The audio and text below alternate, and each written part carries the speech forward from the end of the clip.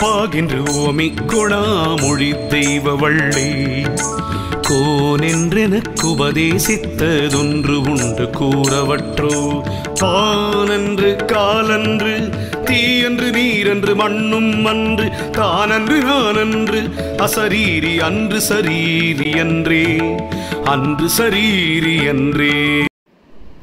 திருச்சிற்றம்பலம். அரஹர பார்வதி பதே அரஹர மகாதேவா. தென்னாடுடைய சிவனே போற்றி, எந்நாட்டவர்க்கும் இறைவா போற்றி. திருச்சிற்றம்பலம்.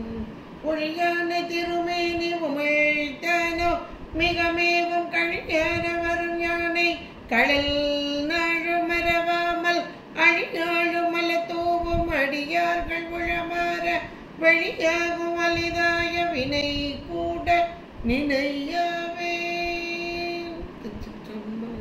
தில்லை புத்தபெருமான் திருவடிகளை மேற்கொண்டு குருமகா சன்னிதானங்கள் பொற்பாதம் பணிந்து அடிய பெருமக்கள் பொற்பாதம் பணிந்து இன்றைய கந்தர் அலங்கார சிந்தனையிலே நமக்கு போன தடவை பார்த்த அந்த பாடல் ஒளியில் விளைந்த உயர் ஞான பூதரத்து உச்சியின் மேல் அழியில் விளைந்ததோர் ஆனந்தத்தேனை அனாதியிலே வெளியில் விளைந்த வெறும் பாழை பெற்ற வெறும் தனியை தெளிய விளம்பியவா முகமாருடை தேசிகனே என்பதாக அங்கே முருகப்பெருமான் தேசிகனாக, தேசு என்றால் ஒளி, இந்த இருளான உயிருடைய அறிவிலே இருக்கும் இருளை நீக்க வந்த குரு தேசிகனாக வந்த முருகப்பெருமான் என்பதை அங்கே அதுலேயும்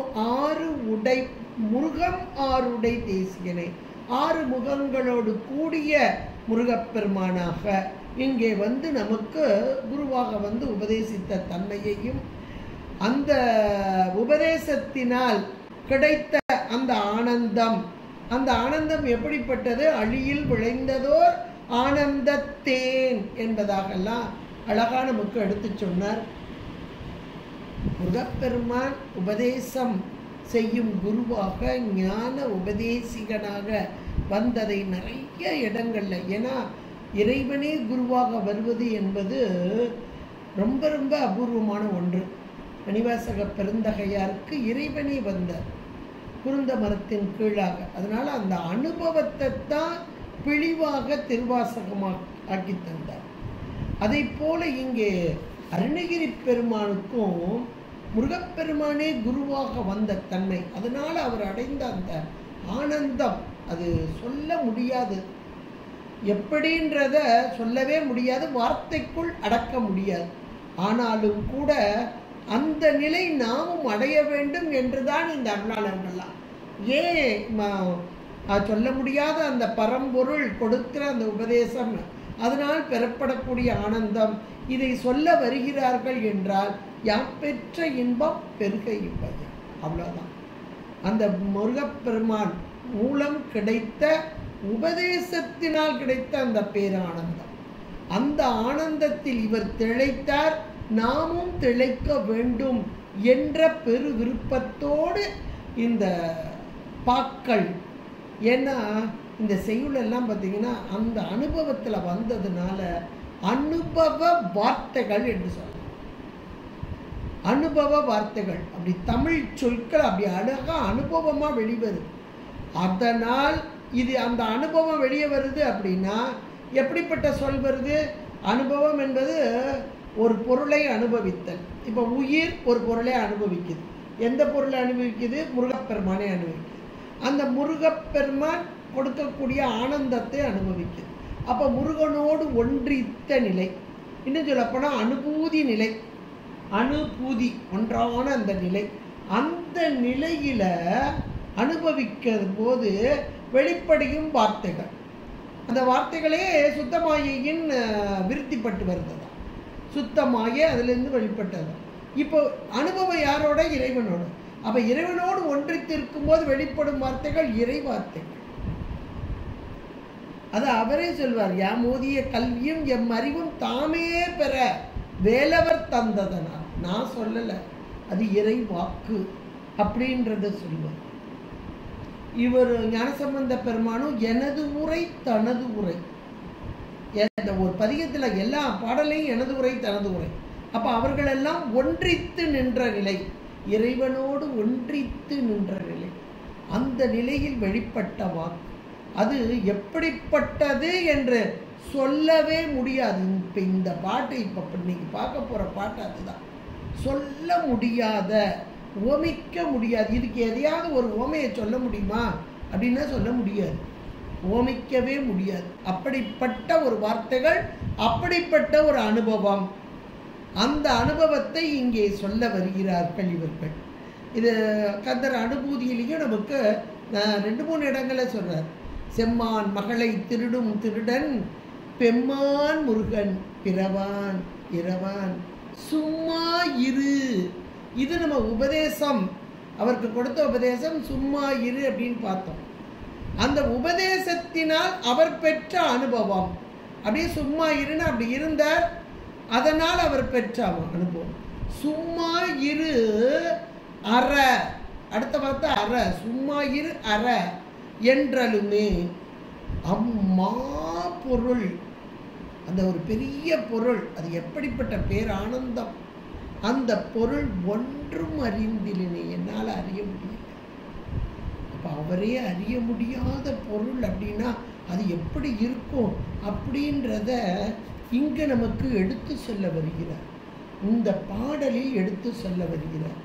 இந்த கந்தர் அலங்கார பாடலில் அந்த அனுபவத்தை எடுத்து சொல்ல வருகிறார்.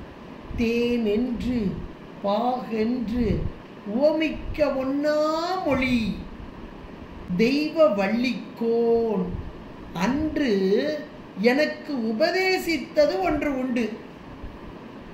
முதல் இதே என்ன சொல்றாரு பாருங்க. தேனென்று பாகென்று ஓமிக்க ஒன்னா மொழி. யாருடைய மொழி? வள்ளி, தெய்வ வள்ளி, தெய்வ வள்ளி. அப்ப வள்ளியம்பிராட்டி என்பவள் யார் என்பதை முதல்ல சொல்றார். இங்க இருக்கிற குறமகள், குறவர் கூட்டத்திலே வேடுவர் கூட்டத்திலே இவள் வாழ்ந்து கொண்டிருந்தாலும் இவள் யார் என்றால் தெய்வ பெண். அங்கிருந்து வந்தவள், திருமாலின் புத்திரியாக வந்தவள். இங்கே வந்து உயிர்களாகிய நம் பொருட்டு, நம்முடைய பிரதிநிதியாக, உயிர்களுக்காக, உயிர்களுக்கு நன்மை செய்ய வேண்டும் என்பதற்காக கீழே இறக்கப்பட்டவள் இந்த வள்ளியம்பிராட்டி. அதனால தான் வள்ளலுக்கு ஏற்ற மனாட்டி என்றால் வள்ளி, அள்ளி கொடுப்பவள். யாருக்கு? இந்த உலகத்தில் நம்ம வாழ்ந்துக்கிட்டு இருக்கோம் மானுட சட்டையோடு. நாம் எங்கே போய் நிற்கணுமோ வள்ளிட்டு தான் போய் நிற்கணும், வள்ளிட்டு தான் போய் சொல்லணுமா. அந்த வள்ளி வள்ளலுக்கு ஏற்றவள், நமக்காக பரிந்து பேசுவவள், நம் பிரதிநிதி, நமக்காக பரிந்து பேசும் இந்த வள்ளி. அவளுடைய மொழி எப்படி இருக்கிறதா? அப்படியே தேனென்று பாகென்று ஓமிக்க முடியாத மொழியாக இருக்கிறதா. இதை மரணேர் பெருமான் திருப்புகழைங்கிறார். பாதி மதி நதி போது மணி சடை நாதன் அருளிய குமரேச பாகு கனி மொழி மாது குறமகள் பாதம் வருடிய மனவாழ. பாகு கனிமொழி, தேன் பாகு போன்ற கனிந்த மொழியை உடைய.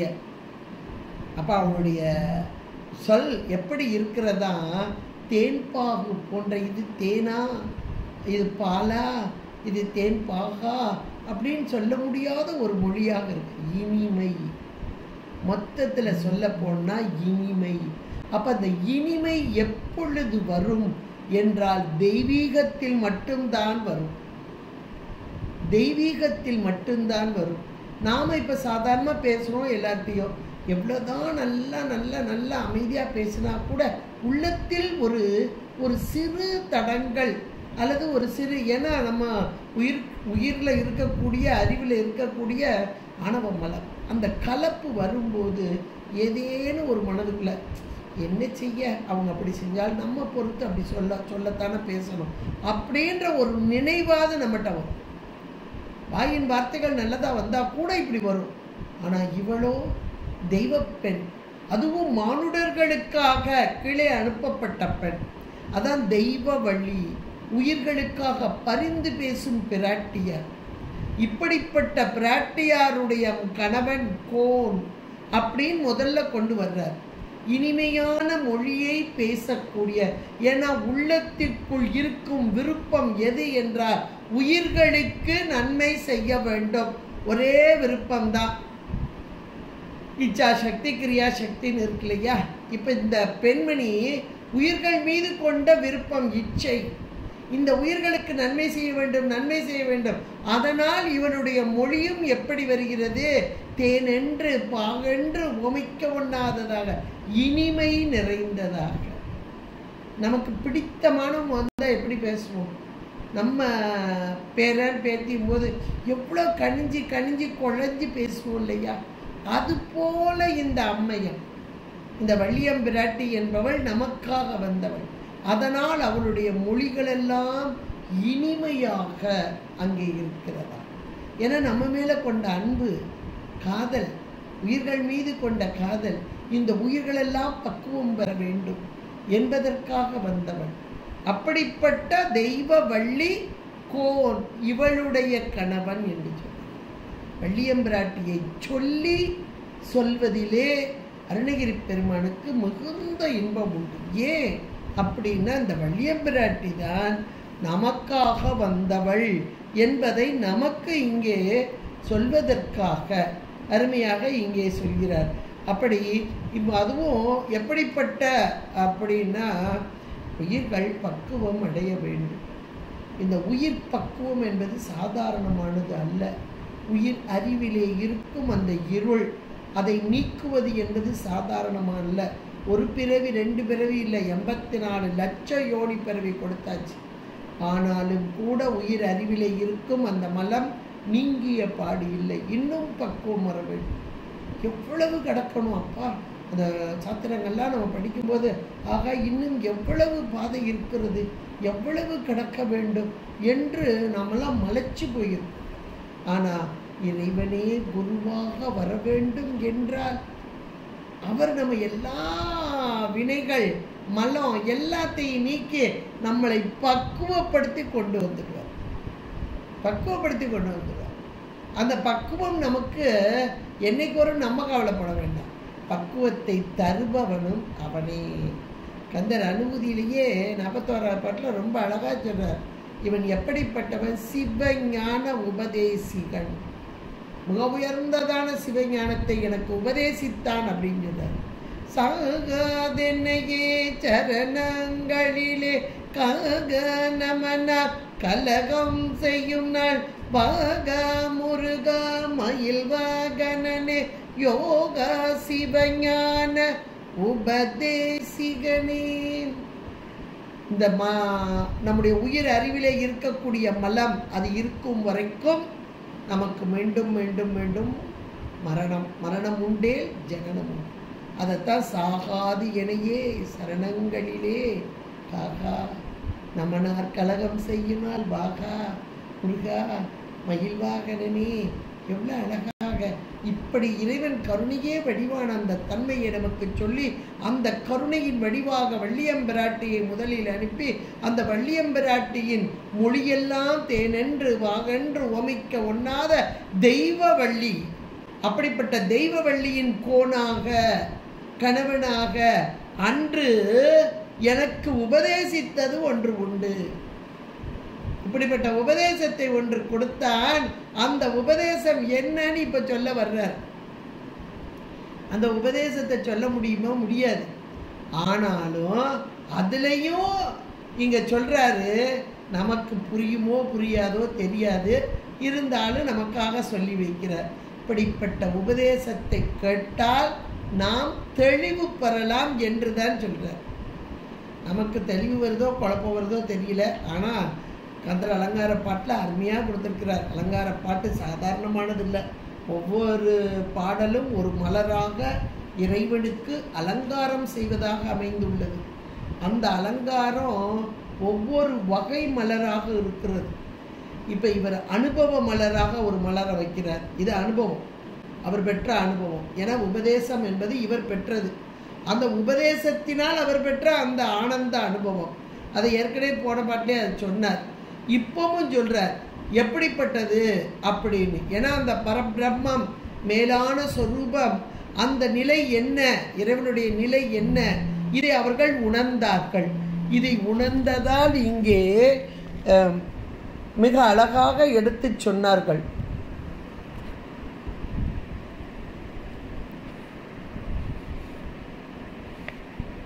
மிக அழகாக நமக்கு எடுத்து சொன்னார்கள்.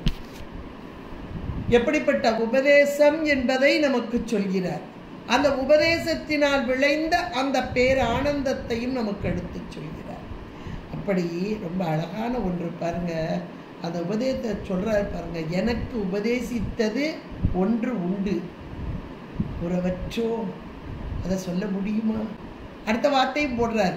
ஏன்னா இவர் வார்த்தை ஜாலம், அந்த அருணகிரி பெருமானை அதை சொல்றார். கூற அற்றோ, கூற முடியுமா அப்படின்ட்டு அதை சொல்லவும் வர்றார். அடுத்தாப்புல சொல்ல முடியாது ஆனால் சொல்றேங்கிறார். என்ன சொல்றார் பாருங்க.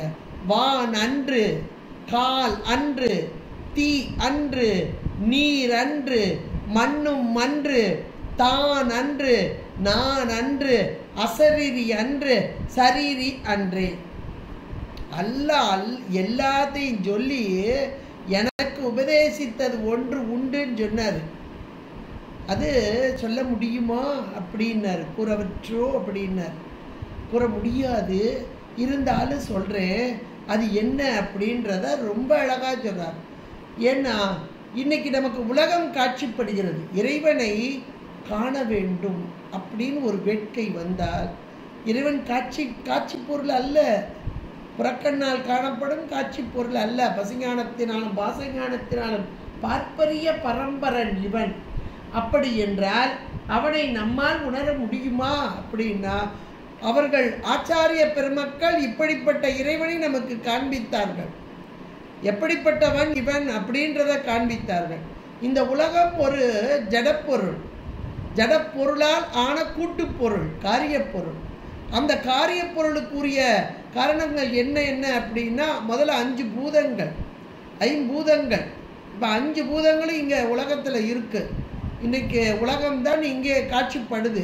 காட்சிப்படும் உலகத்தை வைத்து காட்சிப்படாத இறைவனை நமக்கு மெய்கண்ட தேவநாயனார் முதல் சூத்திரத்தில் அழகா சொல்வார். காட்சிப்படுற உலகம், படாத இறைவன். இங்கே பஞ்சபூதங்களின் தன்மையாலான அந்த உலகம். பஞ்சபூதங்கள் ஜடம், மேலான அறிவு, பேராற்றலும் பேரறிவும் கொண்ட இறைவன். அப்ப இந்த உலகத்தை சொல்லி அந்த இறைவனை அங்கே நமக்கு காண்பிக்கிறார். இது ஆச்சாரியார்களுடைய தன்மை. சுட்டி உணர்த்துதல். சுட்டி உணர முடியாத ஒரு பொருளை ஆச்சாரியார்கள் சுட்டி உணர்த்துவார்களாம். நமக்கு ஞானசம்பந்த பெருமான் முதல் பாடலிலே சுட்டி உணர்த்துகிறார். ஏன்னா அவருடைய காலத்தில் அவர் வந்ததே இறைவன் உண்டு என்பதை நிரூபிப்பது. அதில் முதல் பாடல் எதை சொல்கிறது அப்படின்னா, இறைவன் இப்படிப்பட்டவன், தோடு உடைய செவியன், விடையேறி ஓர் தூவெண் மதிச்சூடி, காடுடைய சுடலை பொடி பூசி, என் உள்ளம் கவர் கல்வன். இவ்வளவும் சொல்லி இறைவன் இருப்பிடம் எது? என் உள்ளம். அதில் கல்வனாக மறைந்திருக்கும் தன்மை. இது இவ்வளத்தையும் சொல்லிட்டு, இப்படிப்பட்ட இறைவன் இதோ இங்கே இருக்கிறான். ஏடுடைய மலரான் முனை நாள் பணிந்து ஏத்த அருள் செய்த பீடுடைய பிரமாபுரம் மேவிய பெம்மான். அவன் பலகாலம் இங்கே வந்து தவம் செய்தான். அந்த தவத்திற்கு ஏற்றார் போல அருள் செய்தான். அந்த அருள் செய்த இறைவன் இதோ அப்படின்ட்டார். இவன் அன்றே சுட்டி. இவன் என்றால் சுட்டி காண்பித்து விட்டார்.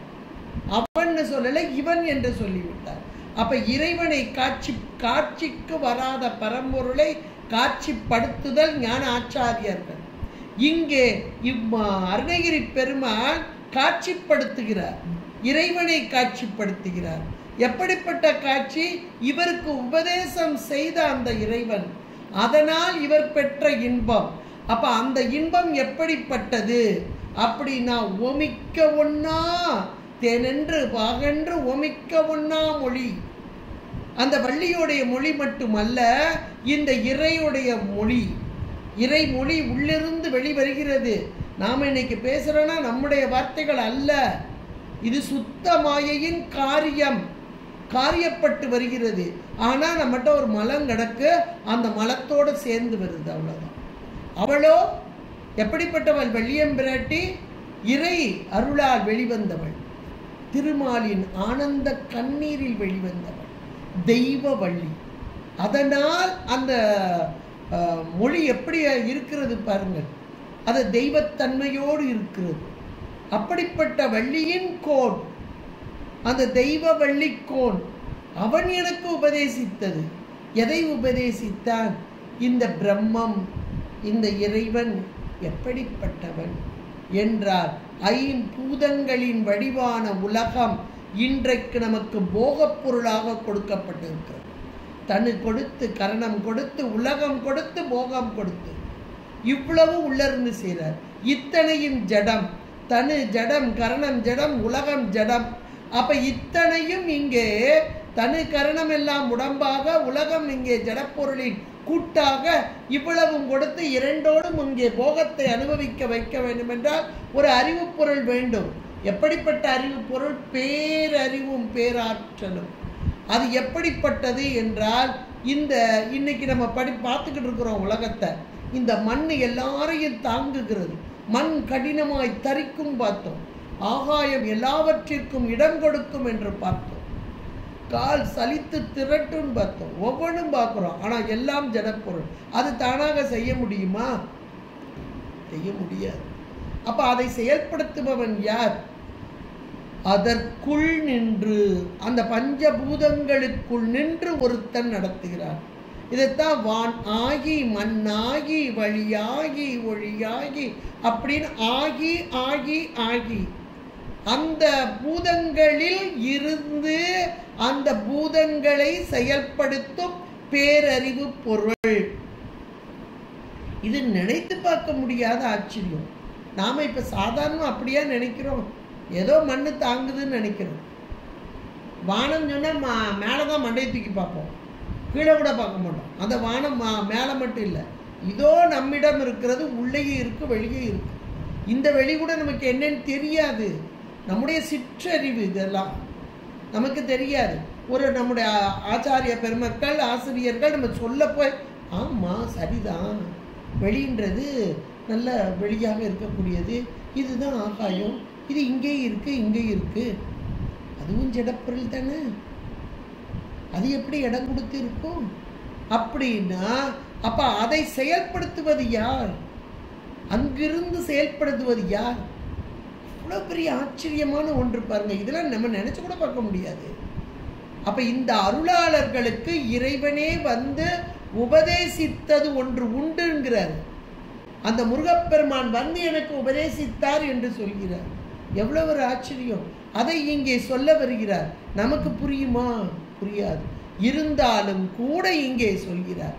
ஏனென்றால் எத்தனையோ ஆன்மாக்கள் இங்கே இருக்கிறோம்.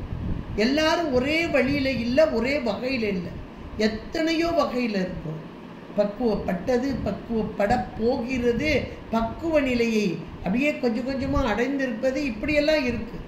அப்ப ஏதேனும் ஒரு ஆன்மா பக்குவ நிலையில் இருந்தால் இது புரியட்டும் என்றுதான் இவர்கள் தாங்கள் அடைந்த அனுபவத்தை இங்க கொண்டு வர்றாங்க, கொண்டு வந்து சொல்றாங்க. அதுல பஞ்சபூதத்தை இங்கே கொண்டு வர்றாங்க. ஏன்னா இன்னைக்கு நாம இருக்கிறது பஞ்சபூதங்களோடு கூடிய இந்த உலகம், அதுதான் நமக்கு அனுபவத்தை கொடுக்கிறது, அதுதான் நமக்கு புரியும்.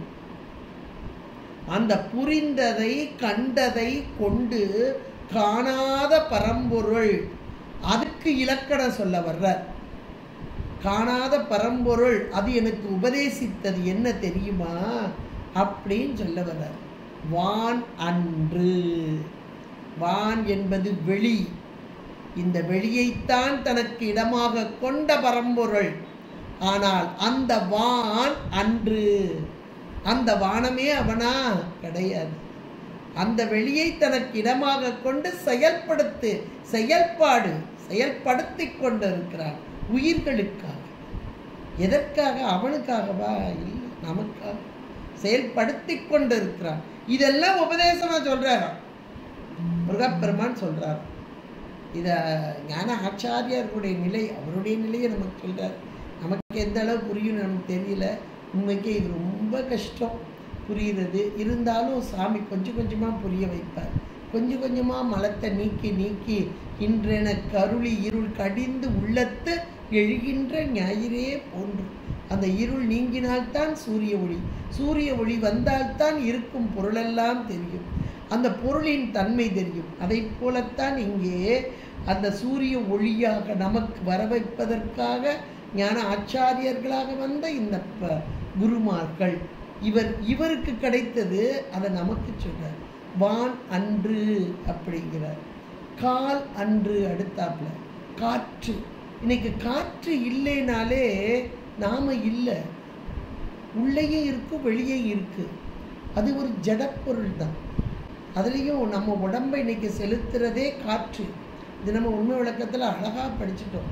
தச வாயுக்கள் தான் நம்மை கட்டுப்படுத்தி கொண்டு இருக்கிறது. ஒரு இமை இந்த அசையுது அப்படின்னாலே காற்று வேணும். வாய் பேசுகிறது, இந்த பேச்செல்லாம் காற்றினால்தான் வெளிவருகிறது. இன்னும் சொல்ல போனால், ஐயோ மூச்சு நின்று போச்சே, மூச்சு காற்று நின்று போச்சு அப்படிதான் சொல்லுவோம். அப்போ உயிர் போவது என்பது கூட அந்த காற்றைத்தான் சொல்வார். அப்போ அந்த காற்று, அந்த காற்றாகி இவன் இருக்கிறான், அந்த காற்று இவன் அன்று. அது ஒரு ஜடப்பொருள், உயிர்களாக நமக்கு நன்மை செய்வதற்காக கொடுக்கப்பட்ட பொருள். ஆனால் அந்த கால் அன்று, தீ அன்று. நெருப்புடைய தன்மை எல்லாருக்கும் தெரியும். நெருப்பு இல்லைன்னா நம்ம என்னத்துக்கு ஆகும்னு ஒரு நிமிஷம் நினச்சி பார்க்கணும். இன்றைக்கி என்னவோ ஆனால் சித்திரை மாதம் நல்லா கத்திரி வெயில் கொளுத்திக்கிட்டு இருக்கு. எப்பா அக்கினியாக இருக்குப்பா, அக்கினி நட்சத்திரம் அப்படிங்கிறோம். ஆனால் இந்த அக்னி இல்லாத உலகத்தை ஒரு நிமிஷம் நினச்சிங்கன்னா நடுங்கி போயிடுவோம் நம்ம. ஏன்னா உடம்புல இவ்வளவு சூடு இருக்கணும். வயிறு பசிக்கலைனாலே பெரிய வியாதி தானே. உடனே ஆஸ்பத்திரி தான் போவோம், வயிறே பசிக்க மாட்டேங்குது, மந்தமாக இருக்கு. அப்போ வயிறில் பசின்ற ஒரு தீ வெளியே வரணும், அந்த தீ எரியணும். அப்போ தான் உள்ள சாப்பாடு போனால் அது டைஜஸ்ட் ஆகும். கண்ணில் ஒரு வெப்பம் இருக்கணும், ஹிருதயத்தில் ஒரு வெப்பம் இருக்கணும், உடம்பு பூரா ஒரு வெப்பம் இருக்கணும். அந்த வெப்பம் குறைஞ்சிட்டுனா பாக்ஸில் நம்மளை போட்டுருவாங்க, வெப்பம் கூடிட்டுனா அங்கே ஹாஸ்பிட்டலில் போட்டுருவாங்க. அப்போ அந்த வெப்பமும் ஒரு அளவில் இருக்கணும். அப்படிப்பட்ட தீயுடைய தன்மையோ அளவு கிடந்தது. அந்த வெப்பம் இல்லாமல் நம்மளால் இருக்கவே முடியாது. சூரியன் ஒளியை மட்டுமல்ல வெப்பத்தையும் கொடுத்து கொண்டு இருக்கிறது. அந்த வெப்பம் நமக்கு கண்டிப்பாக அதிகமாக வந்துட்டாலும் கஷ்டம், குறையா வந்துட்டாலும் கஷ்டம், சரியான லெவலில் இருக்கணும். ஆனால் அந்த நெருப்பு தீ அவனா இல்லை, அதை செயல்படுத்திக்கிறார். எந்தெந்த இடத்துல நெருப்பு வைக்கப்படுதோ அந்தந்த இடத்துல நெருப்புடைய செயல்பாடு இருக்கு, அவ்வளோதான். தீ நெருப்புடைய செயல் என்னன்னா தன்மயமாக்குதல். அந்த நெருப்பின் தன்மையாக இருந்து அதை செயல்படுத்தி கொண்டிருக்கும் இறைவன். ஆனால் அந்த நெருப்பு அல்ல, தீ அன்று, நீர் அன்று. நீரின்றி அமையாது இவ்வுலகம், நீரின்றி அமையாது. நீர் இல்லைன்னா கிடையாது. ஒரு 10 நாள் தண்ணி வரலன்னா என்ன பாடுபட்டுருவோம். டெய்லி தண்ணி வருது, 2 நாள் வரல, 3 நாள் வரல, ஐயோ நல்லா வந்துக்கிட்டு 2 நாள் வரலையேமோ. தண்ணி இல்லைன்னா அதனுடைய தன்மை என்னன்றது நமக்கு புரியும். சாப்பாடு இல்லைன்னா பரவாயில்ல, தண்ணியாவது குடிச்சிட்டு இருந்திருக்கலாம். தண்ணியே இல்லைன்னா எங்கே போகிறது அப்படின்போம். நம்ம மட்டுமா, இந்த பயிர்களை பாருங்க, செடி கொடிகள் பாருங்க, அதெல்லாம் வாடி வதங்கி ஆகா அது எப்படி வரும் பாருங்க. வாடிய பயிரை கண்ட போதெல்லாம் வாடினேன் வள்ளலார் சொன்னார் என்றால் அப்போ அதற்குரிய நீர், அந்த நீர் கண்டிப்பாக தேவை. அந்த நீரே அவனான்னா கிடையாது. நீரின் மூலமாக உயிர்களுக்கு நன்மை செய்ய வந்த இறைவன் அந்த நீரின் மூலமாக நன்மை செய்து கொண்டிருக்கிறார். நமக்குத்தான், உயிர்களுக்குத்தான். இந்த 6 அறிவு மட்டும் இல்லை, ஓர் அறிவிலிருந்து 6 அறிவு வரை எல்லா உயிர்களுக்கும் நன்மை செய்து கொண்டிருக்கிறான். அப்ப நீராக இருக்கிறான். ஆனால் நீர் அன்று, அதுவே அவன் இல்லை, அதனுடைய தன்மையை கொடுத்துக்கிட்டு இருக்கான், அவ்வளோதான். எவ்வளோ அருமையான வார்த்தைகள் பாருங்க. மண்ணும் அன்று, இந்த மண் தானே தாங்கி கொண்டு இருக்கிறது. அகழ்வாரை தாங்கும் நிலம் போல இகழ்வாரை தாங்கும். அப்போ தன்னை திட்டுறவங்களையும் கூட இந்த நிலம் என்ன செஞ்சுட்டு இருக்கு? தாங்கி கொண்டு. அப்படி போல இந்த நிலம் அதுவே அவனா? அதுவும் மண்ணும் மன்று. சரி, இவ்வளோத்தையும் சொல்லிட்டார். வானன்று காலன்று தீயன்று நீரன்று மண்ணும் மன்றுன்னு சொல்லி முடிச்சிட்டார். அதோட முடிச்சாரா? இல்லை. தான் அன்று. தான் என்பது இங்கே முன்னிலையில் இருக்கும் பொருளை தான் என்று சொல்வார். அப்போ முன்னிலையில் உள்ள அந்த பொருள் தான் அன்று, நான் அன்று, தன்மை. தன்மை முன்னிலை. இப்போ நானே அவனா? இல்லை. சரி, அங்கே முன்னாடி இருக்க அவனா? இல்லை. அப்போ முன்னிலையும் அல்ல, தன்மையும் அல்ல, ரெண்டும் அல்ல. தான் அன்று, நான் அன்று. அப்போ முன்னிலையில் வச்சு இவனை சொல்ல முடியுமா? முன்னாடி வச்சு சொல்ல முடியுமா? சொல்ல முடியாது. அப்போ என்னிலேயே வச்சு சொல்ல முடியுமா? அதுவும் சொல்ல முடியாது. என்னதாங்க சொல்ல அப்படின்னு. அப்போ அவர் பெற்ற உபதேசத்தை எப்படி சொல்ல வர்றாரு பாருங்க. இது அல்ல அல்ல அல்லன்றார். இன்னும் சொல்றாரு, அசரீரி அன்று. சரீரம் சரீரி ரெண்டு சொல்றார். ஒன்று சரீரம், இன்னொன்று சரீரம் இல்லை. ஒரு சரீரம்னா உடம்பு, வேற ஒன்றும் இல்லை. இந்த உடம்பு தான் அவனா? எத்தனை உடம்பு இருக்கு? நமக்கு தெரிஞ்ச உடம்பு நம்ம உடம்பு. ஒரு தாவரம், செடி, கொடி, புழு, பூச்சி, விலங்குகள் அத்தனையும் உடம்பு தானே. அத்தனையும் உடம்பு தான். எத்தனை எத்தனை உடம்புகள் இருக்கு. அப்போ அவன் உடம்போடு கூடியவனா? உடம்பு இல்லாதவனா? உடம்பு இல்லாதவனு இல்லை, உடம்போடு கூடியவனு. ரெண்டு வார்த்தையை போடுறார். என்னப்பா இது இப்படி போடுறீங்க அப்படின்னு நமக்கு உண்மைக்கே ஒரு மலைப்பு, திகைப்பா இருக்கும். அசரீரி அன்று, சரீரி அன்றே. ஏகாரத்தோடு முடிச்சுக்கிட்டார். அப்போ இவ்வளவு நேரமும் அவன் எனக்கு ஒரு உபதேசம் செய்தான். என்ன உபதேசம் தெரியுமா? எனக்கு உபதேசித்தது ஒன்று உண்டு. அதை சொல்ல முடியுமா? முடியாது. இருந்தாலும் சொல்கிறேன், இதெல்லாம் அல்ல அல்ல அல்ல அப்படின்னு சொல்லிட்டு எதுதான் அவன் சொல்லாமலே போயிட்டான். எதுதான் சொல்லியிருக்காரா? சொல்லலை. ஏன் சொல்லலைன்னா அவர் அனுபவித்ததை சொல்ல முடியாது.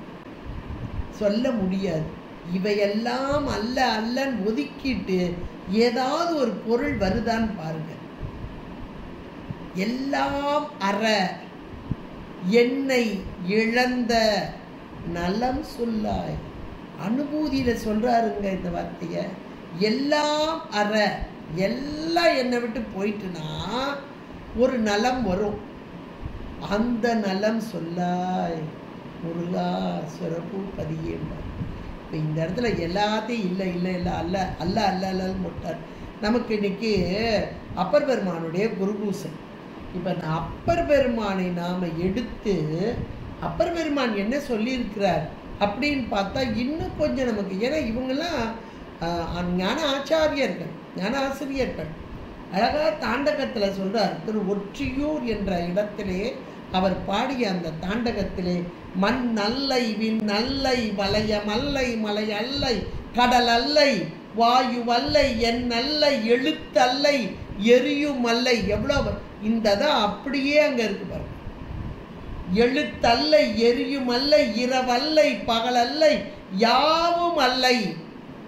அல்லை அல்லை அல்லைன்னு போட்டார். பெண் அல்லை ஆண் அல்லை பேடும் அல்லை பிரிதல்லை யானாயும் பெரியாய் நீயே உன்னல்லை நல்லார்க்கு தீயை அல்லை உணர்வறிய ஒற்றியூர். உணர்வு அறிய ஒற்றியூருடைய கோவே அப்படின்னு இறைவனை அப்படியே இங்க சொல்லது அப்படியே. வானன்று காலன்று தீயன்று நீரன்று மண்ணு மன்று தான் அன்று நான் அன்று அசரீரி அன்று சரீரி அன்றே அப்படின்னு சொன்னதை அவர் அவ்வளோ அழகாங்க திரு ஒற்றியூர் என்ற தளத்திலே அருமையாக இறைவனை நோக்கி பாடிய பாடல் திரு தாண்டகத்தில் அழகா சொல்லிட்டார். அப்ப அத்தனையும் இருப்பது என்பது இந்த உலகம் இத்தனை பொருள்களால் ஆனது. இன்றைக்கு நமக்கு அனுபவம் தரும் இந்த உலகப் பொருள். இந்த உலகப் பொருளில் ஒவ்வொன்றிலும் இருந்து அருளாட்சி புரிந்து கொண்டிருக்கும் இறைவன். ஆனால் அந்த ஜடப்பொருளே அவன் அல்லை.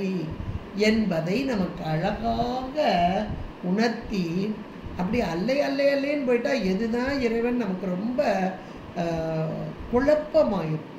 அதனால நம் மீது கருணை கொண்ட அப்பர் பெருமான் சொல்றார் பாருங்க, நின்றதிரு தாண்டகத்துல ரொம்ப அருமையான ஒரு தாண்டகம், தினந்தோறும் நம்ம பாட வேண்டிய ஒரு தாண்டகம் நின்றதிரு தாண்டகம்.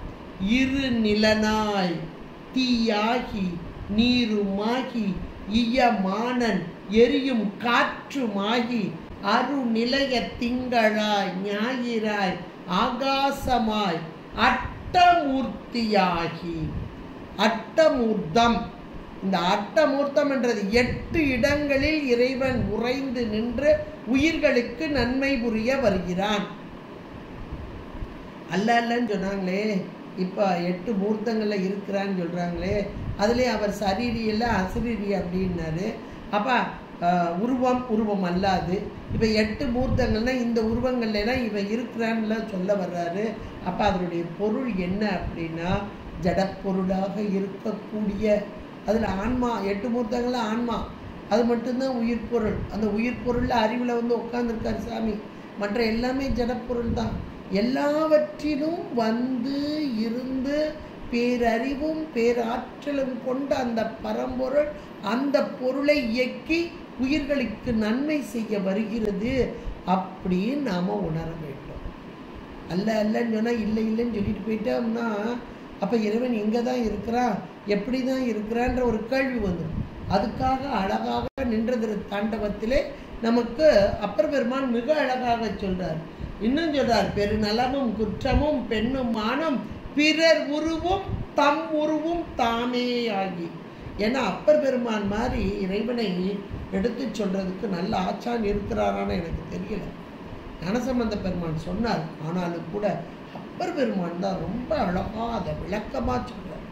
இறைவன் எப்படிப்பட்டவன், எங்கே இருக்கிறான், அவனை எப்படி அடைய முடியும்ன்ற கேள்விக்கெல்லாம் அப்பர் பெருமான் தான் நமக்கு அருமையான பதில் கொடுக்கிறார்.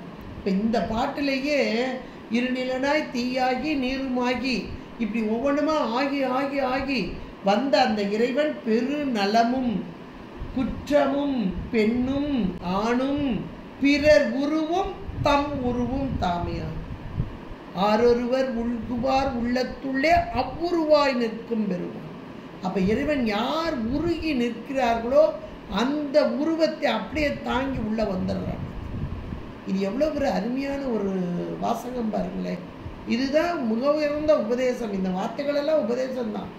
இன்னைக்கு நாவுக்கரசருடைய குரு பூஜை பார்க்கணும் நம்ம. ஆனால் குரு பூஜை என்பது உண்மையான குரு பூஜை என்பது அவர் அந்த நாவுக்கரச பெருந்தகையார் கொடுத்த அந்த நூல் வழியாக, நூல் எல்லாமே உபதேசம்தான், நூல் அத்தனை உபதேசம். அதை எடுத்து படித்து அதனுடைய பொருள் உணர்ந்தா அதுதான் குருபூசை நாம் அனுசரிக்கக்கூடிய தன்மை. இந்த குருபூசையுடைய பலனை முழுமையாக நம்ம அடைவோம். இன்றைக்கு இந்த நின்றதிரு தாண்டகத்தில் எவ்வளோ அழகா பிறர் உருவும் தம்முருவும் தாமே ஆகி நெரு நலையாய் இன்றாகி நாளையாகி நிமிர்புண் சடை அடிகள் நின்றவாறே அப்படின்னு ரொம்ப அழகா நமக்கு இறைவனை அருமையாக காட்டுகிறார் என்றால் ஞான ஆச்சாரியார்கள். இதை நமக்கு இந்த பாடலில் கந்தர் அலங்கார் பாடல் சாதாரணமானது இல்லை. இது ஒரு பெரிய அனுபவ பாடல். அனுபவத்தை சொல்ல வர்றார். அவரோ மிக உயர்ந்த நிலையில் இருக்கக்கூடிய இறைவனை கண்டு அனுபவித்தவர்கள். அந்த அனுபவ பொருள் எப்படி என்று சொல்ல முடியாத அந்த பேரானந்தத்தில் திளைத்தவர்கள். ஆனாலும் நம் போன்ற எளிய உயிர்களுக்காக இறங்கி வந்து சொல்கிறார். இறங்கி வந்த நிலையிலே தான் இந்த பாடலை கொடுக்கிறார். மிக உயர்ந்த பாடல், சாதாரண பாடல் நினச்சிக்கிடாதீங்க, மிக உயர்ந்த பாடல். ஏன்னா இது அவர் சொன்னது நமக்கு புரியவே முடியாது. எப்படித்தான் இறைவன் இருக்கான்றதே அவர் சொல்லலை. அவர் அந்த அளவில் அவர் அனுபவித்த நிலையில் அப்படியே மயங்கி கரங்கி இருக்கிறாங்கன்னு சொல்லுவாங்க இல்லையா, அப்படி இது அல்ல அல்ல அல்லன்னு சொல்லிட்டு அப்படி நிறுத்திட்டார். எதுதான் அப்படின்றத ஒருவேளை அடுத்த பாட்டில் கொண்டு வருவார். ஏற்கனவே நமக்கு சொல்லியிருக்காரு, ஆனந்த தேனுன்னாரு. அந்த வெளியிலே இருக்கக்கூடிய பாட்டிலே கூட நம்ம அந்த வெளியிலே இருக்கக்கூடிய வெளியில் விளைந்த வெறும் பாழை பெற்ற வெறும் தனியை தெளிய விளம்பியவா அப்படின்னு பாட்டிலேயே நமக்கு சொன்னார். இப்போ அந்த இறைவன் உபதேசம் பண்ணிய இறைவன் எப்படிப்பட்டவன், இதெல்லாம் அல்ல அல்ல என்று சொல்லி இதனை நாம் உணர்ந்து கொள்ளும் வழியாக, அப்போ பிரம்மம் மேலான சொரூப நிலை எப்படிப்பட்டது, அதனை நாம் அடைய வேண்டும். அந்த பேரானந்த நிலையை நாம் அடைய வேண்டும். இன்றைக்கு நாம் உலக அனுபவத்திலே போகத்திலே திளைத்து கொண்டிருக்கிறோம். உலக போகத்தை இதுவே அப்படின்னு, இதுவே எனக்கு அப்படின்னு இருக்கும். இது இறைவன் நமக்கு வினைகளை நீக்குவதற்காக, இன்னும் சொல்ல போனா நோய் தீர்க்கும் மருந்தாக, உலக போகம் என்பது நோய் தீர்க்கும் மருந்தாக இந்த உடல் கொடுத்து உலக அனுபவம் கொடுத்து கொண்டிருக்கிறார். அப்ப இதெல்லாம் ஜடப்பொருள், இங்கே சேர்த்து வைக்கப்பட்ட பொருள் யாரால்? இறைவனால். அப்ப அந்த இறைவன் எப்படிப்பட்டவன்? இந்த ஜடப்பொருளின் வடிவானவன் அல்ல. ஜடப்பொருளை இயக்கும் பேரறிவும் பேராற்றலும் கொண்டவன். இவையெல்லாம் நம்மிடமிருந்து விலக வேண்டும் என்பதை நமக்கு குறிப்பால் உணர்த்தும் ஞான ஆச்சாரம். ஐம்புலன்களோடு கூடி இன்னைக்கு உலக அனுபவத்தை அனுபவிச்சுட்டு இருக்கோம். இதுவே நான், இதுவே எனது என்று அமைந்து கொண்டிருக்கிறோம். இது அல்ல, இது அல்ல, இது உனக்குரிய பொருள் அல்ல. இவர் சொல்றதெல்லாம் அப்படிதாங்க, வா நன்று அப்படின்னு சொல்றார் இல்லையா? இது உனக்குரிய பொருள் அல்ல, இது உனக்குரிய பொருள் அல்ல.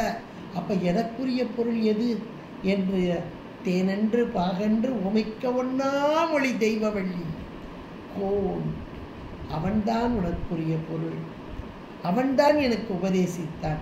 இந்த பொருளெல்லாம் உனக்கு இன்றைக்கு கூட்டி வைக்கப்பட்டு இருக்கிறது. ஒரு காலம், ஒரு இடம், இடம் காலம், இந்த எல்லையிலே கூட்டி வைக்கப்பட்டது.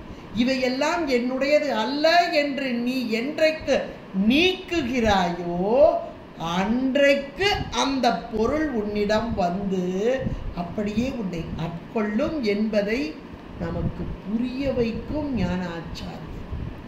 ஏன்னா அவர் அப்படி இருந்தார், அந்த நிலையில் இருந்தார், அந்த அனுபவத்தை பெற்றார், அந்த பேரின்பத்தில் திளைத்தார், நம்மையும் திளைக்க வைக்கிறார். இந்த உலகம் நிலை இல்லாதது, இந்த உலகத்தோடு சில காலம் வாழப்போகிறோம்.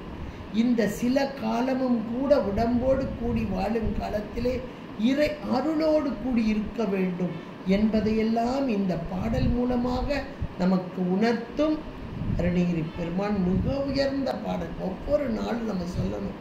சொல்லி சொல்லி சொல்லி ஆகா, இந்த பொருளெல்லாம் இன்றைக்கு சேர்த்து வைக்கப்பட்டிருக்கிறது, இந்த உடம்போடு கூடி உலகத்தில் வாழ்ந்து கொண்டிருக்கிறோம், சில காலமே இருக்க போகிறோம் என்பதை ஒவ்வொரு நாளும் நமக்கு நாமே சொல்லிக்கிடணும். சொல்லினோம்னா அதை விட்டு விட்டு விலகிக்கிட்டே இருப்போம்.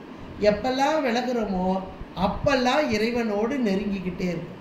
இதை விலக விலக விலக அதில் போய் நெருங்க நெருங்க நெருங்க அப்போ இறைவனோடு சேர வேண்டும் என்பதை நம் மீது கொண்ட கருணையினால் இந்த அருளாளர்கள் நமக்கு இந்த அருமையான அலங்கார பொருளாக, இறைவனுக்கு அலங்காரம் செய்யும் மலராக நமக்கு உபதேசமாக, அவர் பெற்ற உபதேசத்தை நாம் உணர்வு வண்ணமாக தந்திருக்கிறார் என்றால் அருமையான ஒரு பாடலாக்கி நமக்கு தந்திருக்கிறார் அருணகிரி பெருமான். இன்றைக்கு சிந்திப்பதற்கு கொடுத்த திருவருளுக்கும் குருவருளுக்கும் நன்றி கூறி உங்களிடமிருந்து விடைபெறுகிறேன். நன்றி, வணக்கம். திருச்சிற்றம்பலம். ஹர பார்வதி பதே ஹர மகாதேவா. தென்னாடுடைய சிவனே போற்றி, எந்நாட்டவர்க்கும் இறைவா போற்றி. திருச்சிற்றம்பலம்.